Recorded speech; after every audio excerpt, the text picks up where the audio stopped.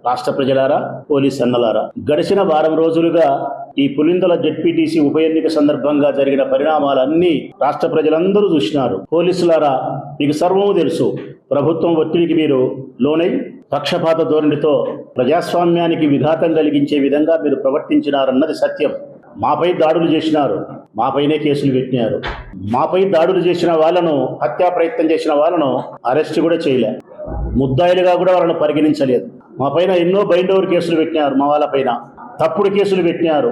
ఒక కేసులో అయితే 50 మంది ముద్దాయిలు చేసి తెలుగుదేశం పార్టీ రాసిచ్చిన లిస్టు ప్రకారం ఈ పులివెందుల మండల పరిధిలో ఏ గ్రామాలైతే ఉన్నాయో ఆ గ్రామ నాయకులు రేపు ఎలక్షన్లకు ఉపయోగపడకుండా ఉండే దానికోసం వాళ్ళని ముద్దాయిలు చేసినారు. కేసే తప్పుడు కేసు, వాళ్ళకి సంబంధమే లేదు, సంఘటనే జరగలే, అయినా పెట్టినారు.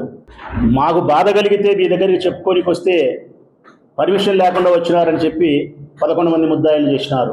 ఇలా ఎన్నో మీరు మాకు ఇబ్బందులు, అవమానాలు, కష్టాలు కలిగించినారు, ప్రజాస్వామ్యానికి విఘాతం కలిగించినారు. భరించినాం.